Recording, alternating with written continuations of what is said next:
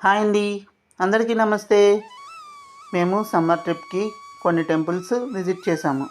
దాంట్లో ముందుగా తిరుమల తిరుపతి విశేషాలు మీతో ఆల్రెడీ షేర్ చేసుకున్నాను. మీరు ఎవరైనా చూడకపోతే దాన్ని చూడండి. తర్వాత తిరుపతి నుంచి అరుణాచలం బయలుదేరాం. అరుణాచలం వెళ్ళే రూటు కాణిపాకం మీదుగా వెళ్తుంది. కాబట్టి ముందుగా స్వయంభూ శ్రీ వరసిద్ధి వినాయక స్వామిని దర్శనం చేసుకుని ఆ తర్వాత అరుణాచలం వెళ్దామని ముందుగా కాణిపాకం వచ్చాము. మేము కాణిపాకం వచ్చేసరికి మధ్యాహ్నం 12 గంటలైంది. 12 టు 12:30 అక్కడ నైవేద్యం బ్రేక్ ఉంటుంది కాబట్టి దర్శనం లేదు.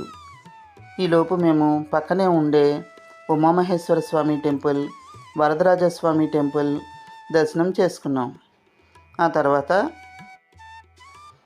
మేము స్వయంభూ శ్రీ వరసిద్ధి వినాయక స్వామి దర్శనం చేసుకున్నాం. ఇక్కడ నడవలేని వాళ్ళ కోసం కానీ, సీనియర్ సిటిజన్స్కి కానీ, హ్యాండిక్రాఫ్ట్స్ కానీ, హెల్త్ బాగాలేని వాళ్ళకి ప్రత్యేక ఏర్పాట్లు ఉన్నాయండి. చాలా బాగా చేశారు. దర్శనం బాగా చేసుకున్నాం. మేము స్వామివారిని చక్కగా దర్శనం చేసుకుని మేము బయటకు వచ్చేసరికి 1:15 దాటింది. అక్కడి నుంచి అరుణాచలం బయలుదేరాం. కాణిపాకం నుంచి అరుణాచలం 3.5 hours జర్నీ. పంచభూత లింగాలలో అగ్నిలింగం అరుణాచలేశ్వరుడు, పృథ్వీలింగం కాశీ విశ్వేశ్వరుడు, వాయులింగం శ్రీకాళహస్తి, ఆకాశలింగం చిదంబరం, జలలింగం జంబుకేశ్వరం.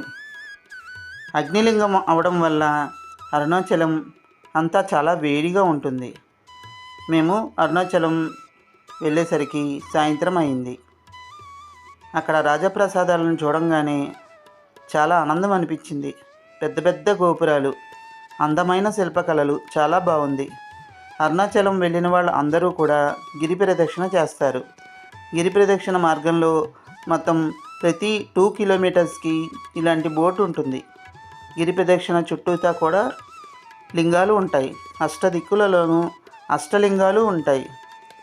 ఈ అష్టలింగాలని దర్శనం చేసుకుంటూ గిరి ప్రదక్షిణ పూర్తి చేస్తారు. గిరి ప్రదక్షిణ మొదటగా అమ్మన్ టెంపుల్ దగ్గర నుంచి కానీ, నటరాజస్వామి మండపం దగ్గర నుంచి కానీ స్టార్ట్ చేస్తారు. ఇది మొత్తం 14 kilometers డిస్టెన్స్. ఈ మార్గంలో ఉండే ఈశాన్యలింగం, ఇంద్రలింగం, అగ్నిలింగం, యమలింగం, నైరుతిలింగం, వరుణలింగం, వాయులింగం, కుబేరలింగం అనే అష్టలింగాలని దర్శనం చేసుకోవాలి. కనీసం కుబేరలింగం, ఈశాన్యలింగం, యమలింగం ఈ 3 లింగాలనైనా దర్శనం చేసుకుని అరుణాచలేశ్వరిని దర్శనానికి వెళ్ళాలి. అరుణాచలం రాజగోపురం చాలా పెద్దవండి. ఇవి 3 ప్రసాదాలు ఉంటాయి. 3 గోపురాలు దాటుకుని మనం లోపలికి వెళ్ళాలి. ఇవన్నీ చాలా పెద్ద పెద్ద టెంపుల్స్. టెంపుల్ లోపలికి వెళ్ళంగానే ఎదురుగా పెద్దగా మహానంది కనిపిస్తారు.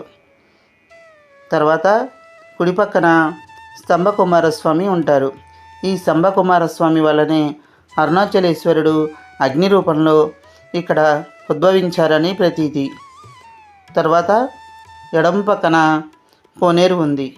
ఈ కోనేరు దగ్గరికి ఇంతకుముందు పంపించేవారంట, ఇప్పుడు ఎవరిని పంపించట్లేదు.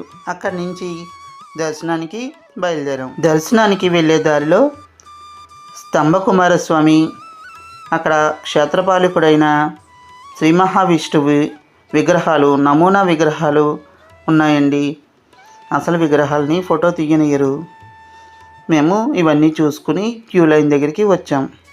క్యూ లైన్ దగ్గర నాలాగా వెళ్ళలేని వాళ్ళ కోసం ఎటువంటి ఏర్పాట్లు లేవండి. అదే కొంచెం కష్టం అనిపించింది. స్టెప్స్ ఎక్కడానికి అది కొంచెం కష్టమైంది. మేము అలాగే వెళ్ళాము. దర్శనం చేసుకుని రావడం కొంచెం కష్టమైన దర్శనం మాత్రం చాలా బాగా జరిగిందండి. చక్కటి దర్శనం చేసుకుని మేము బయటికి వచ్చాం. చాలామంది ఇంకా క్యూ లైన్లో వెయిట్ చేస్తున్నారు. మేము దర్శనం చేసుకుని బయటకు వచ్చేసరికి బాగా ఈవినింగ్ అయిపోయిందండి. అక్కడ కాసేపు కూర్చుని ప్రసాదం అది తీసుకుని మళ్ళీ బయలుదేరాం. తర్వాత నెక్స్ట్ డేకి శ్రీకాళహస్తి బయలుదేరాం.